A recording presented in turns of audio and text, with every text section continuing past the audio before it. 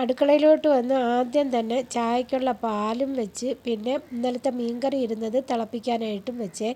അതിനുശേഷം പാലാടയ്ക്കുള്ള മാവൊന്ന് റെഡിയാക്കി എടുക്കുന്നുണ്ട്. ഞങ്ങൾക്കിന്ന് രാവിലത്തേക്ക് പാലാടയാണേ. അപ്പം കറി റെഡിയാക്കാൻ സമയം ഇല്ലെന്നുണ്ടെങ്കിൽ മീൻകറിയും കൂട്ടിയെങ്കിലും മോന് കഴിക്കാൻ കൊടുക്കാമെന്ന് കരുതി. അപ്പം മോന് ഇന്നലെ ലീവായിരുന്നു. ഇന്ന് ഡ്യൂട്ടിയിൽ ഷിഫ്റ്റ് മാറ്റമുണ്ടെന്ന് പറഞ്ഞു. അപ്പോൾ അതുകൊണ്ട് നേരത്തെ പോകുമെന്ന് ഇന്നലെ പറഞ്ഞിരുന്നത് കാരണം ഞാൻ ചോറ് രാത്രി വേവിച്ച് വെച്ചിരുന്ന് പിന്നെ സാമ്പാറിൻ്റെ കഷ്ണങ്ങളും പരിപ്പും അതും വേവിച്ച് ഫ്രിഡ്ജിൽ വെച്ചിരുന്നു. അപ്പോൾ പാലാട ഉണ്ടാക്കിയതിന് ശേഷം ഞാൻ പിന്നെ പെട്ടെന്ന് തന്നെ സാമ്പാറിൻ്റെ കഷ്ണങ്ങളൊക്കെ എടുത്ത് മസാലയൊക്കെ ചേർത്ത് അതും അങ്ങ് റെഡിയാക്കി.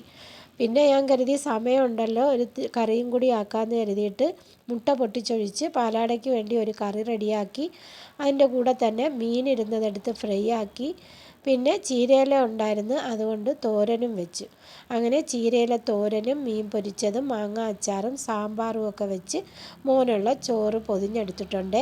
അപ്പോൾ എൻ്റെ വീഡിയോ കണ്ട് ഇഷ്ടപ്പെട്ടാൽ ലൈക്ക് ചെയ്യാനും ഷെയർ ചെയ്യാനും സബ്സ്ക്രൈബ് ചെയ്യാതെ കാണുന്നവരൊന്ന് സബ്സ്ക്രൈബ് ചെയ്ത് സപ്പോർട്ട് ചെയ്യാനും മറന്നു പോവല്ലേ. അടുത്തൊരു വീഡിയോ ആയിട്ട് ഇൻഷാ അല്ലാഹ് വീണ്ടും വരാം. അപ്പോൾ എൻ്റെ മോൻ ദേ പോണ്.